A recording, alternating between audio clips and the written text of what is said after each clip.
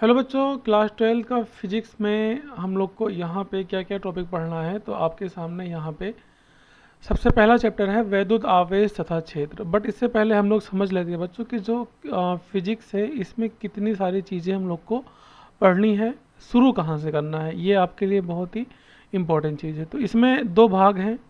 भाग वन में बच्चों आप पढ़ोगे इलेक्ट्रिसिटी के बारे में, यानी कि बिजली के बारे में। ऑलमोस्ट जितने भी चैप्टर आएंगे वो इसी पे बेस होंगे। और भाग 2 के अंदर बच्चों आप पढ़ोगे मॉडर्न फिजिक्स के बारे में।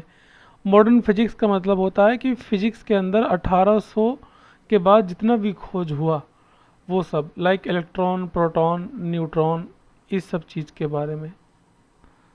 तो ये हो गया। अब भाग 1 के अंदर बच्चों यहाँ पे आपका जो पहला चैप्टर है वो आता है वैद्युत आवेश तथा क्षेत्र। इंग्लिश में इसको इलेक्ट्रिक चार्ज एंड यहाँ पे फील्ड बोलते हैं। तो ये बच्चों आपको यूपी बोर्ड क्लास 12 का जो भी टॉपिक है पूरा सिलेबस कवर होने वाला है।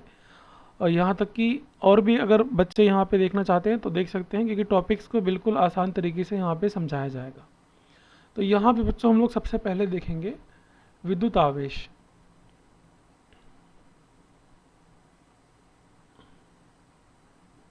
विद्युत आवेश क्या होता है, विद्युत आवेश का डिफिनीशन क्या होता है, ये सब हम लोग यहाँ पे देखेंगे। इंग्लिश में बच्चों इसको बोलते हैं इलेक्ट्रिक चार्ज।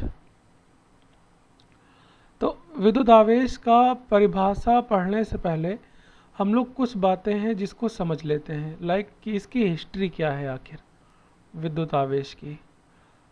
तो बच्चों अगर हम लोग यहाँ हिस्ट्री की बात करते हैं, इतिहास की बात करते हैं, तो लगभग आज से 600 ईसा पूर्व, है ना, यानी जिसको 600 BCE भी बोलते हैं, यानी जो ईसा मसीह थे उनके जन्म से 600 साल पहले एक जगह है यूनान, जिसको आज के टाइम पे ग्रीक बोलते हैं। तो वहाँ पे एक जगह है मिलिटस। मिलिटस के एक वैज्ञानिक थे जिनका नाम था थेल्स। थेल्स ने क्या किया बच्चों, इन्होंने एम्बर लिया, जिसको अंबर भी बोलते हैं, इंग्लिश में इसको एम्बर बोलते हैं, और प्लस इसके साथ में खाल लिया जिसको फर बोलते हैं, जानवर की खाल या फिर कोई ऊनी कपड़ा या ऊनी रुमाल लिया। अब बच्चों जो ये अंबर है, एम्बर, ये पेड़ का गोंद है। पेड़ के जो गोंद होते हैं ना, पेड़ के अंदर से जो निकलते हैं पेस्टिसाइड्स, तो पेड़ के गोंद को अंबर बोलते हैं। और ये जो बच्चों अंबर है, ये पेड़ के गोंद पहले जो मुलायम होते हैं, बट जब ये ज़मीन में गिर जाते हैं तो ज़मीन में ये ठोस हो जाते हैं। तो ठोस होने के बाद ये इतने ठोस हो जाते हैं कि अगर इसको हम लोग किसी दूसरे वस्तु लाइक ऊनी कपड़ा या फर यानी कि जानवर की खाल से रगड़ेंगे तो उसके अंदर एक ऐसी शक्ति आ जाती है कि वो आसपास की चीज़ों को, छोटी छोटी चीज़ों को अपनी तरफ आकर्षित करने लगता है। और ये जो आकर्षण करने वाला गुण होता है उस चीज़ को वैद्युत आवेश बोलते हैं। तो थेल्स ने क्या किया कि एम्बर का एक टुकड़ा लिया और साथ में एक जानवर की खाल या आप ऊनी रुमाल बोल सकते हो, और इस रुमाल से इस एम्बर को रगड़ा। तो एम्बर के अंदर से कुछ इलेक्ट्रॉन निकल के इस रुमाल के अंदर आ गए। अब इलेक्ट्रॉन का यहाँ से निकल के वहाँ जाना, इस पे प्रोटॉन की मात्रा कम हो जाएगी तो पूरे बॉडी पे प्लस आवेश फैल गया। तो यहाँ पे ये जो बॉडी है ये चीज़ों को, आसपास की चीज़ों को अपनी तरफ आकर्षित करना स्टार्ट कर देती है, जिससे आवेश का निर्माण होता है। तो बच्चों यही एक छोटी सी हिस्ट्री है आवेश को पढ़ने के लिए। तो हम लोग यही सब आज यहाँ पे लिखेंगे, ठीक है।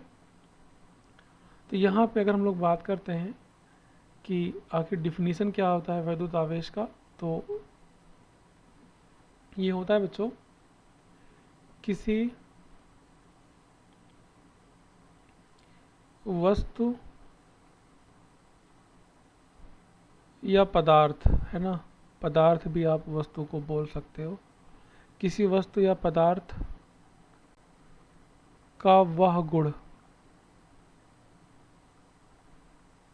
जिसके कारण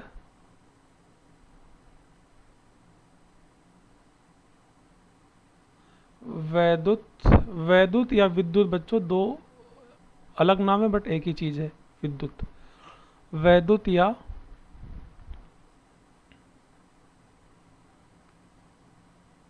चुंबकीय क्षेत्र, वैद्युत या चुंबकीय क्षेत्र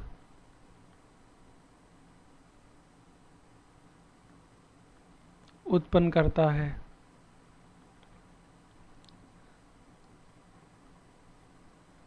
वैद्युत आवेश कहलाता है। तो एक सिंबल सा मैंने बच्चों यहाँ पे आपके सामने परिभाषा लिखा है, ठीक है। वैद्युत आवेश कहलाता है। तो आपने देखा कि जिस तरह से थेल्स ने एम्बर को लिया और आसपास की चीज़ें उसकी तरफ खींच रही थी, तो खींचना मतलब चुंबक की तरह काम करना, और उसके अंदर वैद्युत वाली चीज़ आ गई थी। वैद्युत का मतलब बच्चों होता है इलेक्ट्रॉन का एक जगह से दूसरी जगह पे जाना, यानी कि विद्युत धारा उत्पन्न होना। अब इसी के बारे में हम लोग पढ़ने वाले हैं, तो आगे पढ़ेंगे। यानी कि जो वैद्युत है इसका निर्माण सबसे पहले विद्युत आवेश है, यानी विद्युत आवेश समझेंगे तो विद्युत धारा समझ में आएगा, विद्युत क्षेत्र समझ में आएगा। ओके, तो बिजली बनने की ये पहली प्रक्रिया थी 600 ईस्वी, है ना, 600 ईसा पूर्व। तो इतना आपके सामने जो भी बच्चों है ये सब डिफिनीसन है, तो इसको आप लोग नोट में अच्छे तरीके से नोट कर लेना। यहाँ पे आगे कुछ बातें और हैं। इसे स्मॉल क्यू या कैपिटल क्यू से प्रदर्शित करते हैं।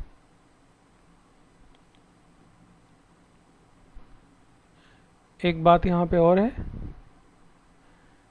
इसका मात्रक यानी वैद्युत आवेश का मात्रक कूलाम होता है। ठीक है बच्चों, क्या होता है? कूलाम। ये थोड़ा सा इसको मैं पास लिखूं, दूर हो गया ये।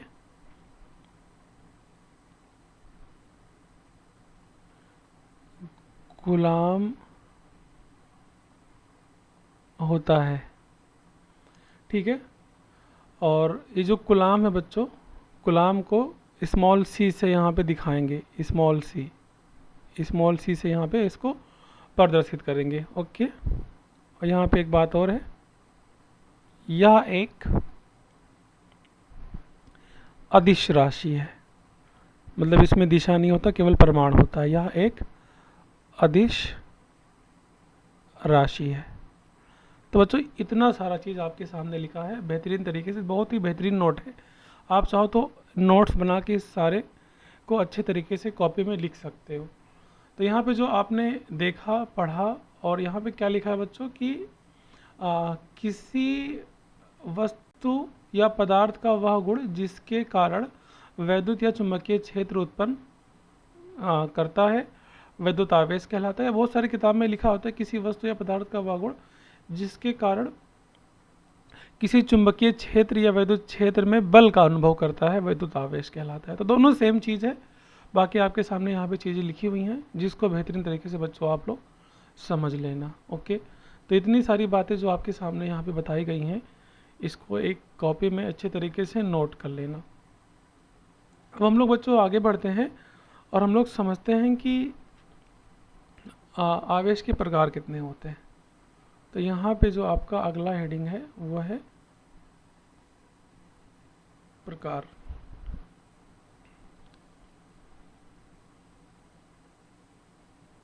विद्युत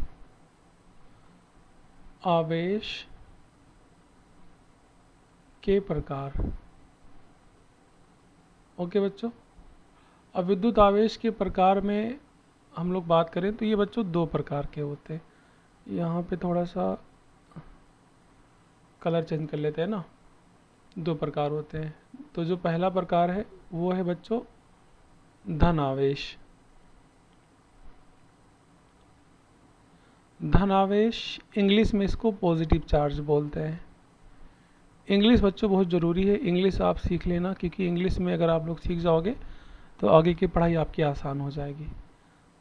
ठीक है, दूसरा ऋण आवेश।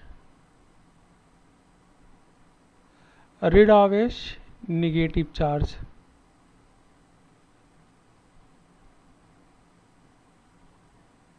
Negative charge. धन आवेश पॉजिटिव चार्ज, ऋण आवेश निगेटिव चार्ज। ओके बच्चों, तो यहाँ पे हम लोग जो सबसे पहले यहाँ पे क्या है, धन आवेश, इसका परिभाषा पढ़ लेते हैं। धन आवेश यानी कि पॉजिटिव चार्ज। ओके, तो यहाँ पे सबसे पहले बच्चों हम लोग यहाँ पे ना कुछ चीज़ें देख लेते हैं ताकि आगे फिर हम लोग इसको पढ़ेंगे। तो देखो यहाँ पे धन आवेश और ऋण आवेश का निर्माण कैसे होता है। तो बच्चों यहाँ पे हम लोग को एक कांच का छड़ लेना है, कांच का छड़,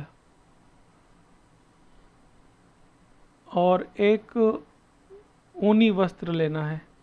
तो यहाँ पे एक ऊनी वस्त्र यानी ऊनी कपड़ा ले लो।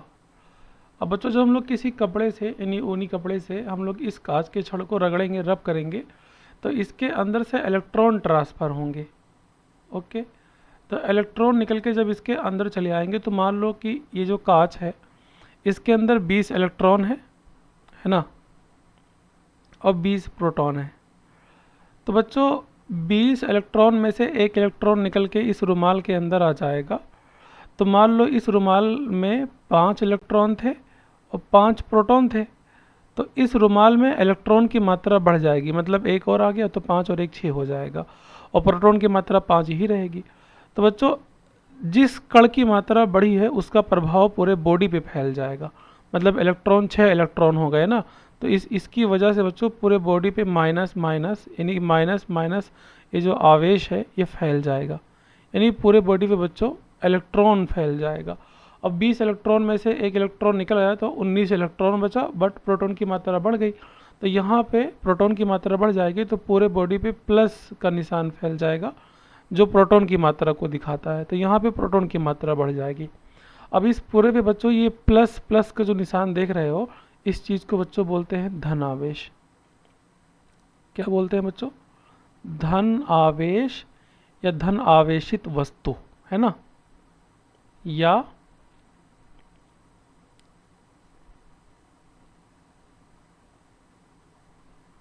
धन आवेशित वस्तु। और ये जो है रुमाल, इसको ऋण आवेश या अऋण आवेशित वस्तु बोलेंगे। ओके बच्चों, तो आई होप ये सब बातें आपको समझ में आ रही होंगी। ऋण आवेशित वस्तु, इंग्लिश में पॉजिटिवली, ये धन आवेश वस्तु पॉजिटिवली चार्ज्ड बॉडी, और इसको निगेटिवली चार्ज्ड बॉडी, मतलब कि ऐसा वस्तु जिसमें प्रोटॉन की मात्रा बढ़ जाए तो धन आवेश, और जिसमें इलेक्ट्रॉन की मात्रा बढ़ जाए तो ऋण आवेश। क्यों? क्योंकि प्रोटॉन पे बच्चों प्लस आवेश होता है, और जो इलेक्ट्रॉन होता है बच्चों इस पे ऋण आवेश होता है। इलेक्ट्रॉन प्रोटॉन के बारे में आप पहले भी आई होप पढ़े होंगे, इतना सारा चीज़ आपको यहाँ पे बच्चों मालूम होना चाहिए। तो यही सब चीज़ हम लोग यहाँ पे लिखेंगे। ओके, तो आई होप बातें अब आपके लिए आसान हो गई होंगी। तो यहाँ पे लिखना है आपको कि ऐसी वस्तु जिसमें प्रोटॉन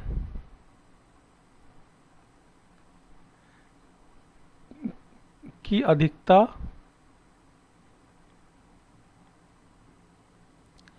तथा इलेक्ट्रॉन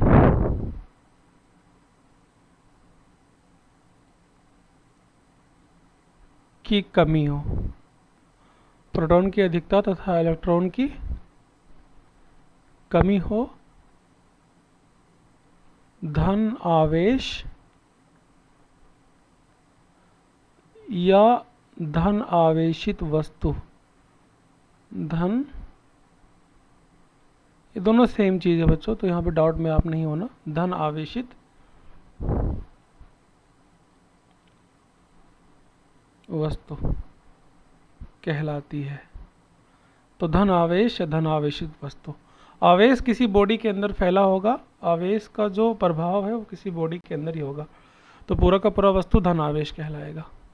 ठीक है ये, और यहाँ पे बच्चों जो धन आवेश है यानी इसे प्लस क्यू से प्रदर्शित करेंगे। ओके, जस्ट अ सिंबल है केवल, बस प्लस क्यू से प्रदर्शित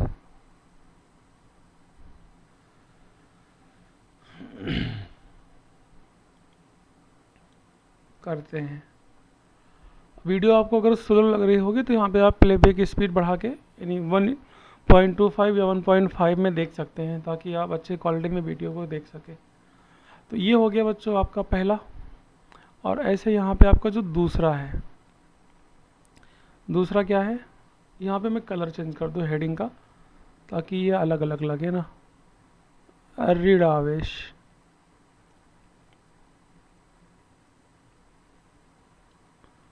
ये बच्चों आपका धन आवेश हेडिंग है, ओके। और ये आपका हो गया ऋण आवेश। तो ऋण आवेश का परिभाषा क्या हो जाएगा, ऐसा वस्तु जिसमें इलेक्ट्रॉन की अधिकता हो, मतलब इलेक्ट्रॉन की मात्रा बढ़ जाए, ऐसा वस्तु जिसमें, शॉर्ट में लिख देता हूँ, इलेक्ट्रॉन की अधिकता तथा प्रोटॉन की कमी हो, ओके। ऋण आवेश, या आप इसी को ऋण आवेशित वस्तु कह सकते हैं, ओके। ऋण आवेशित वस्तु।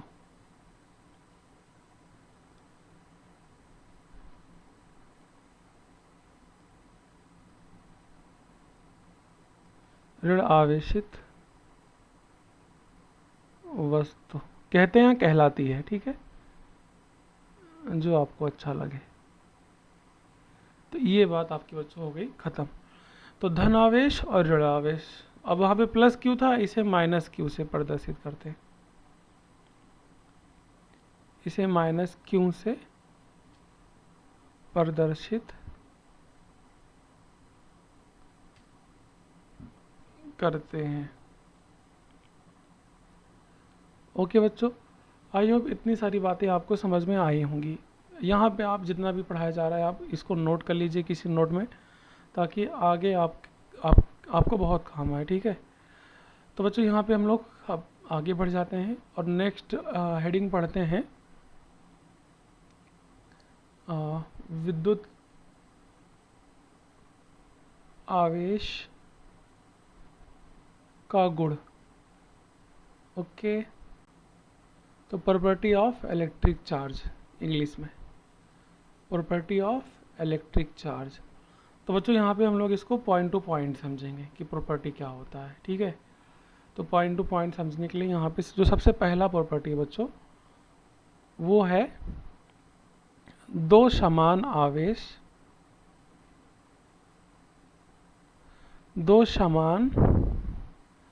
आवेश एक दूसरे को प्रतिकर्षित करते हैं, यानी कि दूर ढकेलते हैं, एक दूसरे को प्रतिकर्षित, जिसको आप लोग प्रतिकर्षण बल बोलते हो, प्रतिकर्षित करते हैं।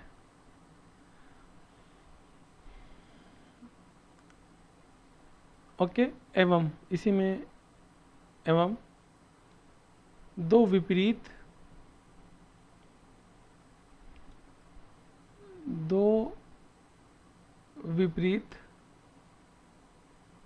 आवेश एक दूसरे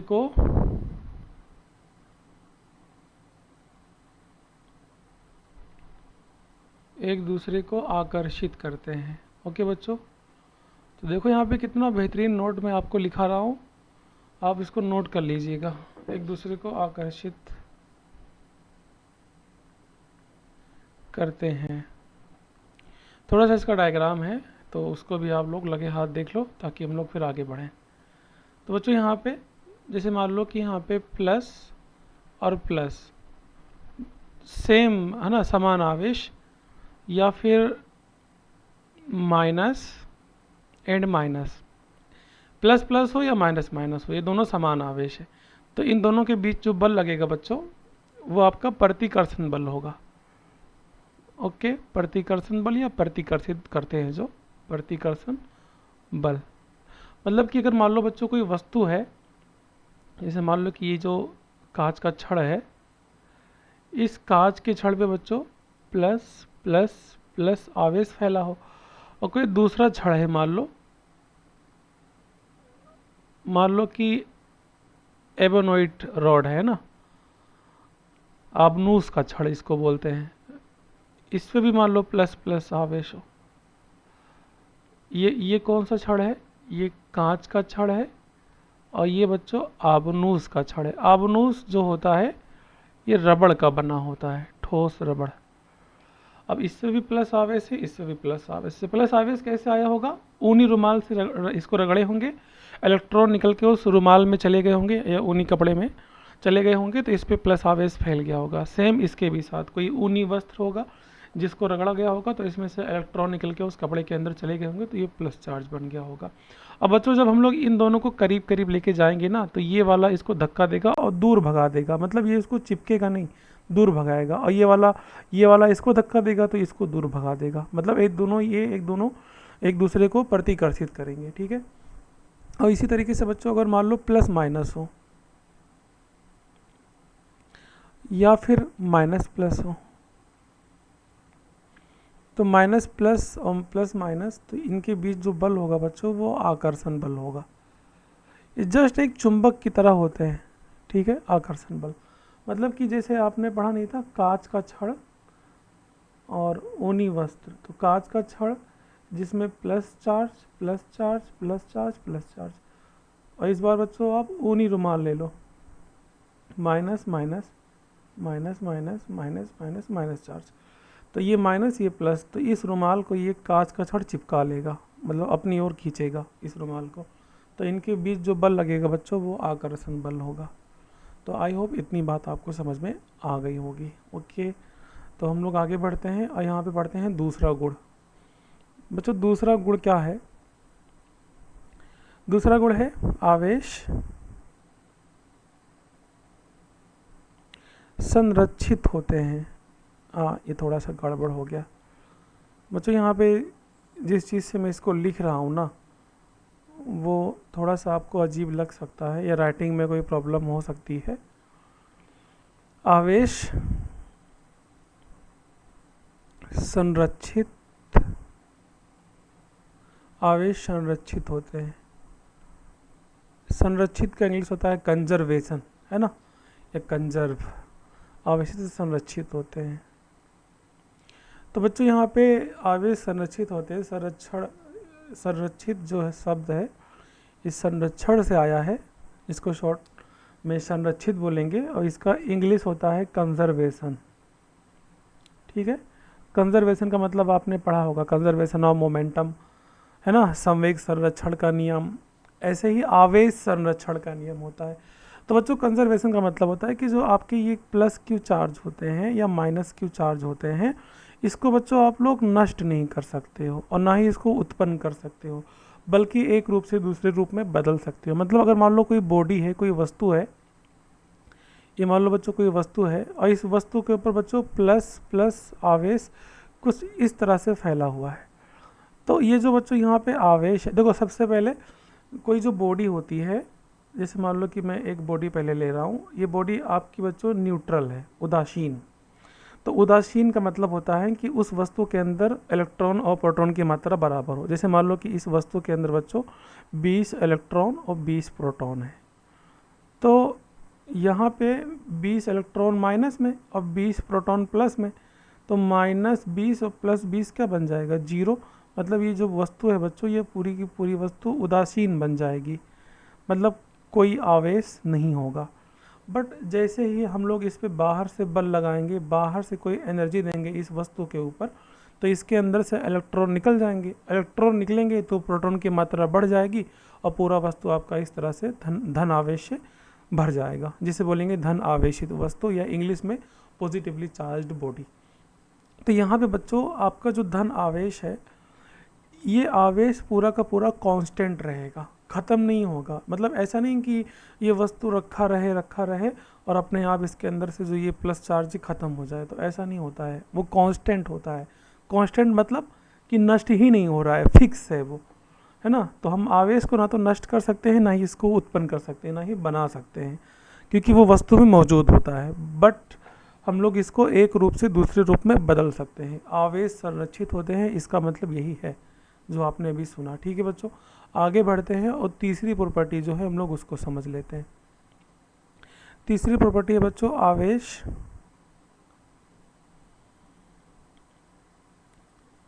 क्वांटीकृत होते हैं। ये आधा का है, क्वांटाइजेशन, क्वांटीकृत होते हैं, आवेश क्वांटीकृत होते हैं। तो ये जो क्वांटीकृत शब्द है बच्चों, ये आया है क्वांटम से, है ना। क्वांटीकरण जिसको बोलते हैं हिंदी में क्वांटीकरण, इंग्लिश में इसको बोलते हैं क्वांटाइजेशन।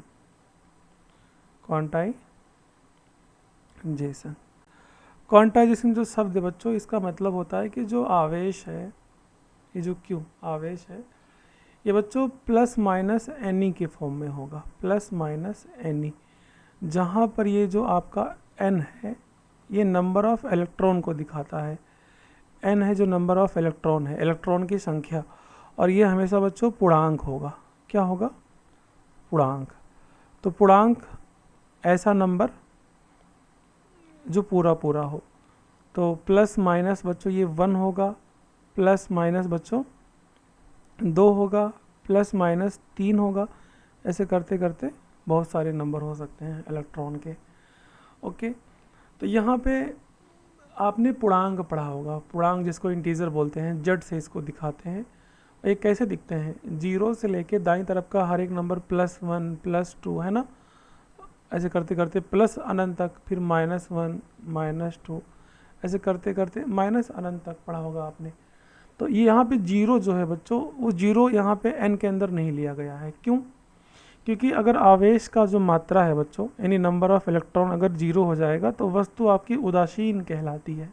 ठीक है, तो n का मान 0 नहीं लिया जाएगा। अरे देखो ना ध्यान से, अगर यहाँ हम लोग 0 लेंगे, 0 का जब इस e से मल्टीप्लाई कराएंगे तो पूरा 0 हो जाएगा। तो q का मान क्या आ जाएगा बच्चों? 0 आ जाएगा। और आवेश 0 का मतलब होता है उदासीन, मतलब कोई आवेश ही नहीं है। तो हम लोग n का मान 0 नहीं लेंगे, हम लोग n का मान +-1 +-2 +-3, ऐसे करते करते हम लोग जितना भी नंबर आएगा उसको लेंगे। तो यहाँ पे जो आपने बच्चों ये फार्मूला देखा अभी, q = +-ne, ये बहुत ही इंपॉर्टेंट फार्मूला है। और इसको आप लोग शॉर्ट में q = ne भी लिख सकते हो। जहाँ पे ये आपका n है, ये इलेक्ट्रॉनों की संख्या है। मैं इसको साइड में बच्चों ना यहाँ पे लिख देता हूँ। क्या है ये? इलेक्ट्रॉन की संख्या। इलेक्ट्रॉन की संख्या कहाँ होगी? किसी वस्तु में इलेक्ट्रॉन की संख्या। ठीक है, तो इलेक्ट्रॉन की संख्या हो गई। ये बच्चों जो आप ई देख रहे हो, ये ई क्या है? ई है इलेक्ट्रॉन पर आवेश। ई जो है वो है इलेक्ट्रॉन पर आवेश। तो इसको मैं थोड़ा सा ना, इसको मैं यहाँ पे थोड़ा सा इसको मैं डिफाइन करता हूँ, मिटा दूँ इसको ना। तो ये आपका जो ई है इलेक्ट्रॉन पर आवेश,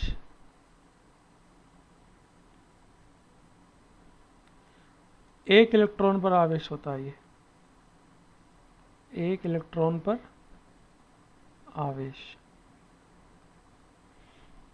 E, जिसकी वैल्यू होती है 1.6 × 10⁻⁻⁹ कूलाम।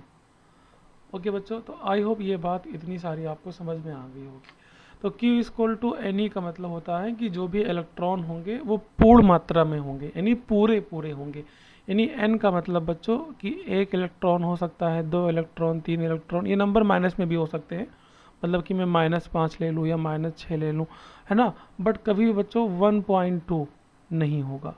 ठीक है, 2.3 नहीं होगा। मतलब ये जो नंबर पॉइंट में है, डेसिमल में है, ये नहीं होंगे। तो क्वांटाइजेशन का मतलब ये होता है कि नंबर आपके पूर्णांक में होने चाहिए, पूरे पूरे होने चाहिए बच्चों। तो आई होप ये बात आपको समझ में आ गया होगा। अब यहाँ पे बच्चों हम लोग आगे बढ़ते हैं और कुछ और चीज़ें हैं जिसको हम लोग यहाँ पे समझ लेते हैं। तो इतना सारा चीज़ जो भी आपने अभी पढ़ा है, देखा है, समझा है, आई होप कि समझ में आ गया होगा। एक टॉपिक है और वो है बच्चों कूलाम का नियम, जो क्लास 12th में मोस्ट इम्पोर्टेंट माना जाता है इस पहले चैप्टर से। कूलाम का नियम, कूलाम का जो नियम है बच्चों, ये जस्ट आपने पढ़ा होगा न्यूटन का गुरुत्वाकर्षण का नियम, पढ़ा है? अगर आपने पढ़ा होगा तो न्यूटन का गुरुत्वाकर्षण का नियम।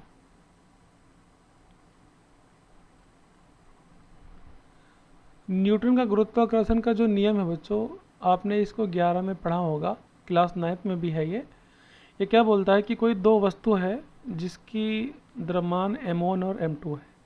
कोई भी दो पिंड, इसका द्रव्यमान m1 है और एक दूसरा वस्तु है जिसका द्रव्यमान m2 है, और इन दोनों की बच्चों जो बीच की दूरी है, उस दूरी को यहाँ अगर r मान लिया जाए तो इसके बीच जो लगने वाला बच्चों बल होता है F बराबर वो कैपिटल G m1 m2 बटे में r स्क्वायर होता है।